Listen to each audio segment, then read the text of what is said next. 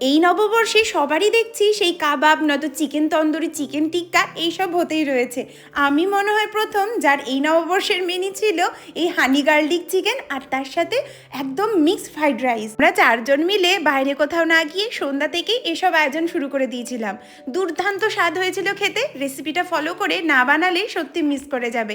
এছাড়াও এর মধ্যে যদি অন্য কিছু মেশাও আমাকে কিন্তু কমেন্ট বক্সে জানাবে।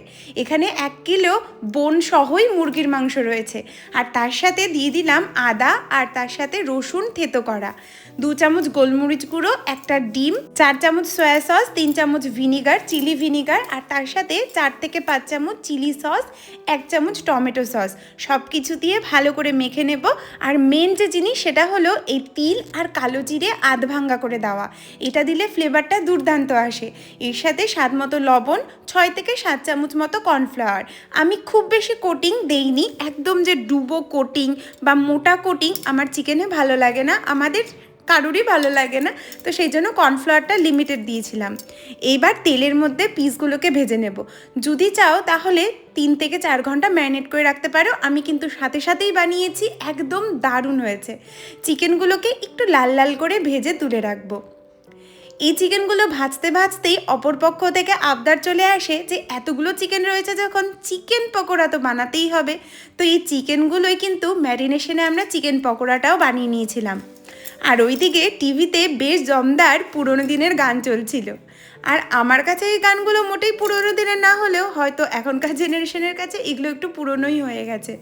যাই হোক গে, ওইখানে আমি সেই বেকড রসমালাই বানিয়েছিলাম নলেন গুড়ের, সেইটা টেস্টের পালা চলছে। আর এইদিকে চিকেন পকোড়াও বসিয়ে দিয়েছি। পকোড়ার জন্য কিছুই না, ওই গোলার মধ্যেই 3-4 চামচ বেসন, বেশ খানিকটা পেঁয়াজ কুচি দিয়েছি। একদম কড়কড়া করে লাল লাল করে ভেজে নেব।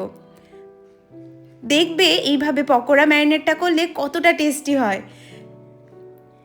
সস বলতে হাফ কাপ টমেটো সস, এদিকে শেজওয়ান সস, ডার্ক সোয়া সস, একটুখানি ভিনিগার, চিলি সস আর গোলমরিচ গুঁড়ো সব কিছু মিশিয়ে রেখে দেব। ব্যাস, ওইদিকে চিকেন পকোড়াও আমাদের একদম ভাজা হয়ে গেছে। ঠিক এতটাই মচমচে করে ভেজেছিলাম, ভেতরটা একদম সফট, উপরের কোটিংটা একদম ক্রিস্পি।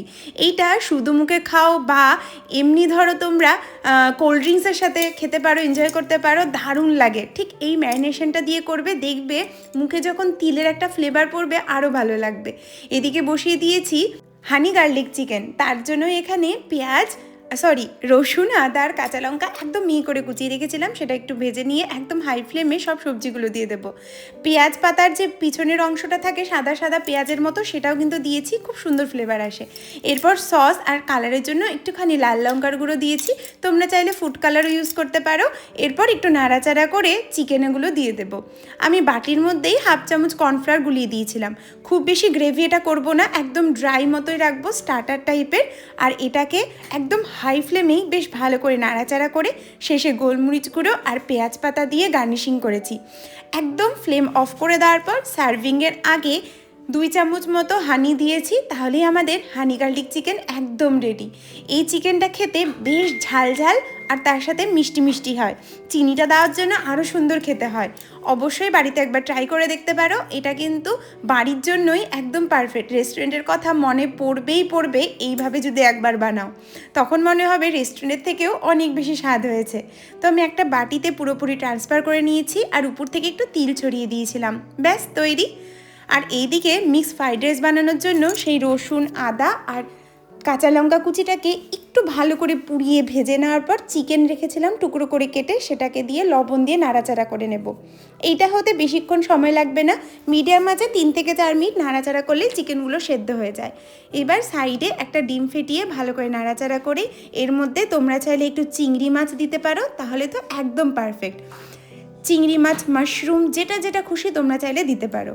সেদ্ধ করে রাখা ভাত, স্বাদ মতো লবণ, 2 চামচ মতো সয়া সস, একটুখানি টমেটো সস, সাইডে একটু ভিনিগার দিয়েছি আর তার সাথে গোলমরিচ গুঁড়ো, বেশ খানিকটা পেঁয়াজ পাতা। আমাদের মিক্স ফ্রাইড রাইসও একদম রেডি। মিক্স ফ্রাইড রাইসের মধ্যে এর থেকে বেশি আমি আর কিছুই দেই না, তবে শেষে গোলমরিচ গুঁড়োটা আরেকটু দিলে আরও সুন্দর ফ্লেভারটা আসে। মিক্স ফ্রাইড রাইসটা শুধু মুখেও যেমন খেতে লাগে, তেমনি এই হানি গার্লিক চিকেনের সাথে যেন পারফেক্ট একটা কম্বিনেশন। তোমরা অবশ্যই বাড়িতে যে কোনো অনুষ্ঠানের দিন হোক বা নিজেদের স্পেশাল খাওয়া দাওয়ার জন্য এই কম্বোটা একবার হলেও ট্রাই করে দেখতে পারো। আমরা সেদিন বানিয়েছিলাম, 4 জনে ছিলাম, বিশ্বাস করবে না সবাই চেটে পুটে শেষ করে দিয়েছি। এবার প্লেটিং করার পালা। এইদিকে দেখো হানি গার্লিক চিকেনটা সেট হয়ে যাওয়ার পর আরও কতটা সুন্দর লাগছে। একদম ড্রাই মতো বানিয়েছি, ভীষণ ফ্লেভারফুল। ক্যাপসিকাম আর পেঁয়াজ দিয়ে একটু মেখে খেতেই দারুণ লাগছিল। আর চিকেনটাও কিন্তু ভীষণ সফট আর জুসি হয়। কেমন লাগলো জানিও।